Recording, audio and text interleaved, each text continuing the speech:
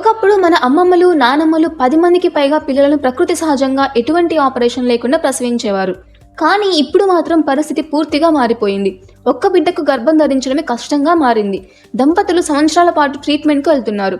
ఇక పిల్లలు కావాలనే కలతో చాలా మంది దంపతులు IVF వంటి సాంకేతిక చికిత్సలపై ఎక్కువగా ఆధారపడాల్సి వస్తుంది. అంతేకాకుండా డెలివరీ సమయంలో కూడా సిజేరియన్ తప్పనిసరి అయిపోయింది. ఇక ఇటీవల న్యూస్ చూసినట్లయితే సృష్టి వంటి హాస్పిటల్స్ యొక్క మోసాలకు మనం నిజంగా భయపడాల్సిందే. పిల్లలు లేరని ఒక మహిళ సృష్టి హాస్పిటల్ను ఆశ్రయిస్తే డాక్టర్ IVF పద్ధతి ద్వారా ఆ మహిళకు బిడ్డను కలిగేలా చేశారు.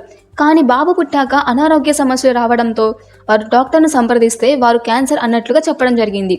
దాంతో DNA టెస్ట్ చేయగా ఆ బాబు DNA దంపతులతో కలవలేదు. అంటే తన భర్త వీర్యం కాకుండా ఎవరిదో ఉపయోగించారు. ఈ ఘటనతో చాలా మందికి షాక్ తగిలింది. అంటే మన సంతాన ఆశను ఈ సృష్టి హాస్పిటల్స్ లాంటి వారు వ్యాపారంగా మారుస్తున్నాయా అన్న ప్రశ్న తలెత్తింది. అసలు గర్భం రావడం ఎందుకు కష్టమైంది? పాత రోజుల్లో వాళ్ళు ఎలా అంతమంది పిల్లలను కనగలిగేవారు?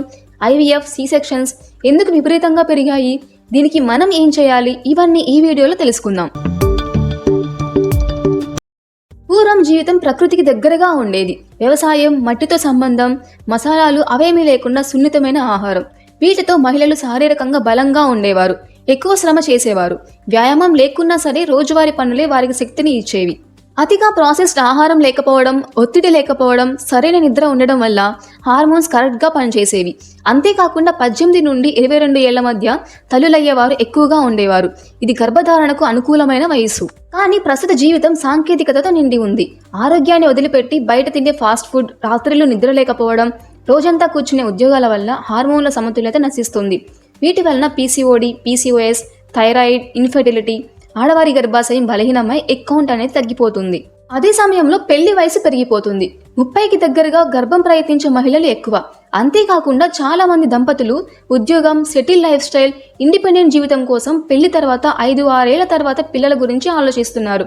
ఇది వారి నిర్ణయం కావచ్చు, కానీ దీనివల్ల కొన్ని ఆరోగ్యపరమైన మరియు జీవనశైలిలో వచ్చే సమస్యలు ఉంటాయి. 30 ఏళ్లు దాటాక గర్భధారణ అవకాశాలు తగ్గుతాయి. మిస్క్యారేజ్ అవకాశాలు కూడా ఎక్కువ అవుతాయి. అంతేకాకుండా ఎగ్ నాణ్యత తగ్గిపోతుంది. PCOD లేదా PCOS ఇలాంటి సమస్యలు ఎక్కువగా ఉంటాయి. ఇది కేవలం ఆడవారి సమస్య మాత్రమే కాదు. పురుషుల్లో చూసినట్లయితే 1990లలో సగటు పురుషుడిలో 1 మిల్లీలీటర్కు 90 నుండి 100 మిలియన్ల స్పెర్మ్ ఉండేది. కానీ ఇప్పుడు సర్వే ప్రకారం 40 నుండి 45 మిలియన్లకు పడిపోయింది. అంటే సగానికి తగ్గిపోయింది. దీనికి కారణం మొబైల్ ఎక్కువగా వాడడం, ల్యాప్టాప్స్ పొట్టపై పెట్టుకోవడం, పొగ త్రాగడం, ఆల్కహాల్ మరియు ఒత్తిడి వల్ల టెస్టోస్టిరాన్ స్థాయిలు పడిపోతున్నాయి. ఇక మగవారి వయసు ఎక్కువైతే పుట్టే శిశువుకు కొన్ని జన్యుపరమైన లోపాలు వచ్చే అవకాశం ఉంటుంది.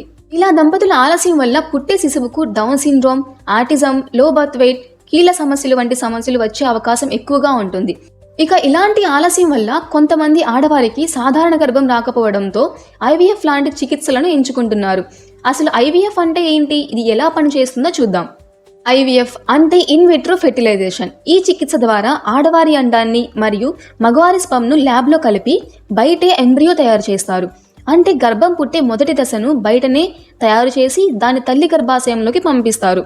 అక్కడ అది పెరిగి సాధారణ గర్భధారణ మాదిరిగా ముందుకు సాగుతుంది. దీనికి కొన్ని లక్షల్లో ఖర్చు అవుతుంది. కానీ కొన్ని హాస్పిటల్స్ డబ్బు కోసం IVFను ప్రోత్సహిస్తున్నాయి. వాస్తవంగా IVF చేయాల్సిన అవసరం లేని వారికి కూడా ట్రీట్మెంట్ సజెస్ట్ చేస్తున్న హాస్పిటల్స్ కూడా ఉన్నాయి. అంటే ఇక్కడ మానవ జీవితం ఓ వ్యాపారంగా మారింది. ఇక సిజేరియన్ డెలివరీస్ వెనుక ఉన్న కథ చూసినట్లయితే ఇప్పుడు 100 మందిలో 50 మందికి పైగా ఆపరేషన్ ద్వారా డెలివరీస్ అవుతున్నాయి. ప్రస్తుత సర్వే ప్రకారం మన ఇండియాలో ప్రైవేట్ హాస్పిటల్స్లో 47 నుండి 60% వరకు C-సెక్షన్ డెలివరీసే.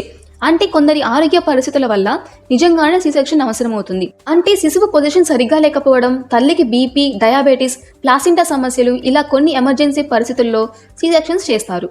కానీ ఇప్పుడు చాలా సందర్భాల్లో అంటే టైం మేనేజ్మెంట్, డాక్టర్ ప్లాన్ చేసిన డేట్, తల్లిదండ్రుల ఒత్తిడి, కొంతమంది తల్లులు నొప్పిని భరించలేక ఆపరేషన్కు ఒప్పుకుంటారు. కానీ తర్వాత వచ్చే రిస్కుల గురించి తెలుసుకోరు. తల్లి శరీరానికి ఇది ఒక సర్జరీ, వెంటనే కోలుకోవడం కష్టం. వెన్నెముక నొప్పులు, జీర్ణ వ్యవస్థ సమస్యలు, ఇలా ఇతర నొప్పులు వచ్చే అవకాశం ఉంది. అంతేకాకుండా బిడ్డకు శ్వాస సమస్యలు వచ్చే అవకాశం కూడా ఉంది. తదుపరి గర్భధారణలో కొందరికి ప్లాసింటా ప్రీవియా, యుటరస్ రప్చర్ అంటే గర్భాశయం పగలడం లాంటి సమస్యల రిస్క్ పెరుగుతుంది. సెకండ్ లేదా థర్డ్ డెలివరీ సమయంలో కూడా మళ్ళీ సిజేరియన్ అవసరమయ్యే అవకాశం ఉంటుంది. ఇంకా ముఖ్యమైన విషయం ఏంటంటే మన శరీరం సహజ ప్రసవానికి రూపుదిద్దుకుంది. సహజంగా డెలివరీ అయితే శిశువు శ్వాస తేలికగా తీసుకుంటుంది, తల్లి కూడా త్వరగా కోలుకుంటుంది. అందుకే మన జీవనశైలి, ఆరోగ్య అలవాట్లను మార్చుకొని సహజ డెలివరీకి సాధ్యమయ్యే దిశగా ప్రయత్నించాలి. ప్రస్తుత పరిస్థితులు చూసినట్లయితే హాస్పిటల్స్ ఐవీఎఫ్ను వ్యాపారంగా మార్చేశాయి. సీ-సెక్షన్ డెలివరీస్లు బిజినెస్ స్ట్రాటజీ అయ్యాయి. అందుకే ముందుగా మారాల్సింది మనమే. ఈ వీడియో మీకు ఇన్ఫర్మేటివ్గా అనిపిస్తే లైక్ చేయండి, షేర్ చేయండి, సబ్స్క్రైబ్ చేయడం మాత్రం మర్చిపోకండి.